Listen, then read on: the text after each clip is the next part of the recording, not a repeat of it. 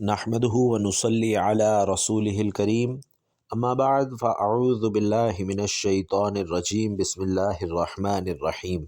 محترم ناظرین کرام، نماز پڑھنے سے پہلے یہ 3 الفاظ یاد کر لیں اور فرشتوں کی لڑائی دیکھیں۔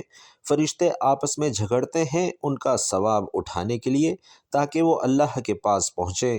محترم ناظرین، نماز پڑھنے سے پہلے یہ 3 الفاظ ضرور پڑھ لیا کریں۔ رسول علیہ الصلاۃ والسلام نے ارشاد فرمایا کہ 30 فرشتے ثواب لکھنے کے لیے آپس میں جھگڑتے ہیں۔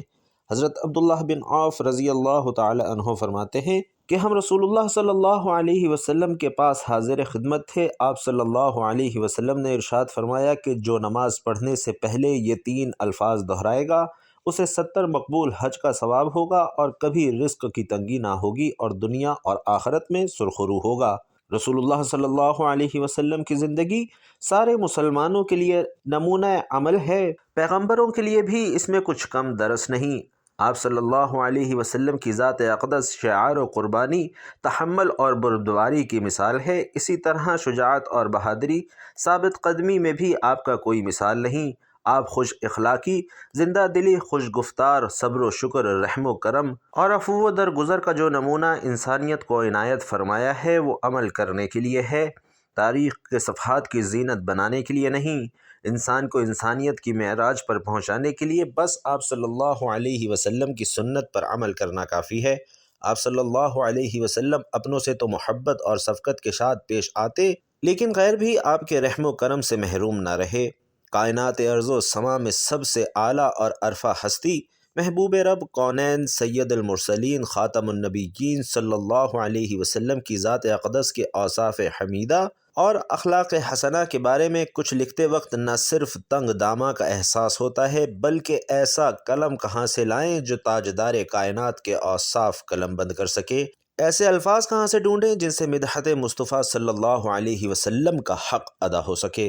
آقا صلی اللہ علیہ وسلم کے جن کی شان میں اللہ رب العزت نے سارا قرآن نازل فرما دیا اور رب کائنات ارشاد فرما رہا ہے، لَقَدْ كَانَ لَكُمْ فِي رَسُولِ اللَّهِ أُسْوَةٌ حَسَنَةٌ، یعنی فی الحقیقت تمہارے لیے رسول اللہ صلی اللہ علیہ وسلم کی ذات میں نہایت ہی حسین نمونہ حیات ہے۔ گویا زندگی گزارنے کا جامع ضابطہ حیات اگر کوئی ہے تو وہ محمد الرسول اللہ صلی اللہ علیہ وسلم کی حیات مبارکہ ہی ہے۔ اللہ تعالیٰ نے کائنات میں نہ کوئی آپ جیسا کامل انسان بنایا ہے اور نہ ہی بنائے گا، کیونکہ آپ صلی اللہ علیہ وسلم پر نبوت و رسالت کی تکمیل ہی نہیں ہوئی بلکہ تمام کمالات انسانی، اوصاف اور اخلاق کی تکمیل بھی بدرجہ اتم آپ صلی اللہ علیہ وسلم کی ذات پر ہو چکی ہے۔ اور آپ صلی اللہ علیہ وسلم کو اللہ تعالیٰ نے اپنے اوصاف و کمالات کا ایسا رنگ چڑھایا ہے کہ آپ کو تمام صفات الہیہ اور اخلاق الہیہ کا مظہر اتم بنا کر بھیج دیا، اور آپ صلی اللہ علیہ وسلم کے اخلاق کی اس بلندی کو خود اللہ تعالیٰ نے گواہی دی ہے اور فرمایا ہے کہ بے شک آپ عظیم الشان خلق پر قائم ہیں، یعنی آداب قرآنی سے مزین اور اخلاق الہیہ سے متصف ہیں۔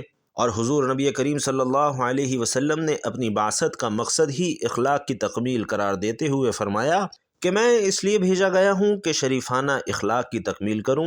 اور جب صحابہ کرام نے حضور صلی اللہ علیہ وسلم کے اخلاق کی بابت حضرت عائشہ رضی اللہ تعالی عنہا سے دریافت کیا تو انہوں نے فرمایا کہ آپ صلی اللہ علیہ وسلم کا اخلاق قرآن کریم ہی ہے۔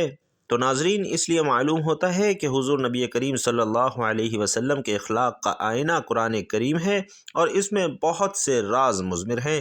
تو جس ہستی کے اخلاق با کمال کے عظمتوں اور رفتوں کی گواہی خود رب کائنات نے دے دی ہے، جس کا خلق ہی قرآن قرار پایا، اس کے اخلاقی اوصاف کے بارے میں مزید کچھ کہنا یعنی سورج کو چراغ دکھانے کے مترادف ہے۔ اور یہی وجہ ہے کہ جب صحابہ کرام نے ام المومنین حضرت عائشہ صدیقہ رضی اللہ تعالی عنہا سے حضور صلی اللہ علیہ وسلم کے اخلاق کے بارے میں سوال کیا تو حضرت عائشہ صدیقہ رضی اللہ تعالی عنہا نے الٹا ان پر سوال کر دیا کہ کیا تم نے کبھی قرآن نہیں پڑھا جو مجھ سے حضور صلی اللہ علیہ وسلم کے اخلاق کے بارے میں پوچھتے ہو؟ کیونکہ قرآن نے جو عمدہ اخلاق بتائے ہیں اور جو اخلاق اللہ رب العزت کی صفات اور ذاتی خلق کا حصہ ہیں وہ سب کے سب اخلاق تو حضور صلی اللہ علیہ وسلم کے خلق عظیم میں بدرجہ اتم پائے جاتے ہیں، اور اللہ رب العزت نے جو اخلاقی صفات اپنے لیے بیان فرمائی، قرآن میں کئی جگہوں پر اللہ نے انہیں الفاظ اور اسماء صفات کو اپنے حبیب صلی اللہ علیہ وسلم کے لیے بھی بیان فرما کر ثابت کر دیا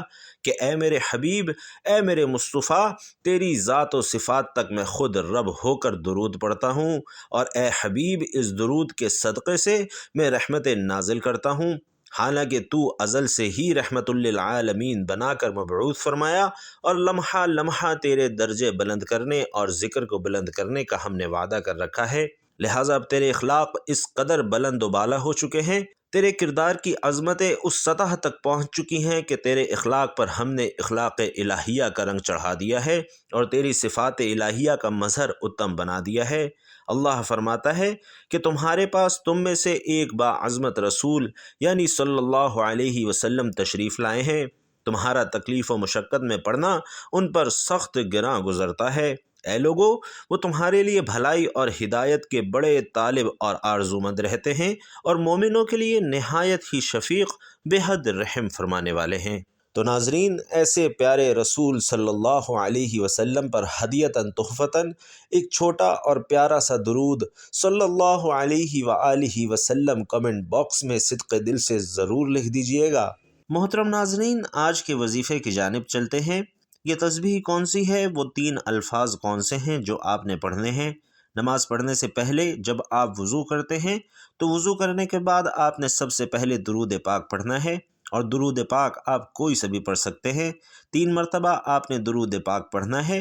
ایک مرتبہ ثواب کی نیت سے میرے ساتھ بھی درود پاک پڑھ لیں۔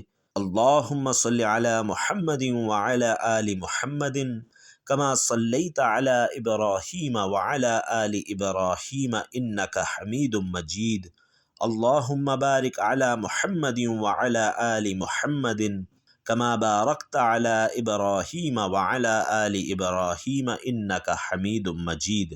تو ناظرین، درود پاک پڑھنے کے بعد آپ نے ایک تسبیح یا فتح یا غنی یا مغنی کی پڑھنی ہے۔ یہ تسبیح پڑھنے کے بعد آپ نے 3 مرتبہ درود شریف پڑھنا ہے جو کہ شروع میں پڑھا تھا۔ یہ تسبیح پڑھنے کا بہت زیادہ اجر و ثواب ہے، اور فرشتے آپس میں جھگڑا کرتے ہیں اس انسان کا اجر و ثواب لکھنے کے لیے جو شخص یہ تسبیح پڑھتا ہے۔ اس تسبیح کی بہت زیادہ فضیلت ہے، اور یہ تسبیح رزق میں اضافہ کرتی ہے اور انسان کو مال و دولت سے بھی نوازتی ہے۔ تو محترم ناظرین، آپ بھی اس تسبیح کو ہر نماز سے پہلے پڑھنے کا معمول بنا لیجئے۔ انشاءاللہ اس عمل کی برکت سے آپ کی زندگی بدل جائے گی، اور اللہ تعالی آپ کو وہاں سے رزق عطا کرے گا کہ جہاں سے آپ سوچ بھی نہیں سکتے۔ اللہ تعالی سے دعا ہے کہ ہمیں عمل کرنے کی توفیق عطا فرمائے، میرا سنانا اور آپ کا سننا اپنی بارگاہ میں قبول و منظور فرمائے، آمین یا رب العالمین۔ ناظرین، آخر میں آپ سے گزارش ہے کہ اپنے رزق میں برکت، وسعت اور کشادگی کے لیے اللہ تعالیٰ کے 99 ناموں میں سے کوئی ایک نام لکھ کر کمنٹ باکس میں ضرور شیئر کریں۔ اللہ تعالیٰ ہم سب کا حامی و ناصر ہو، آمین۔ السلام علیکم ورحمۃ اللہ وبرکاتہ۔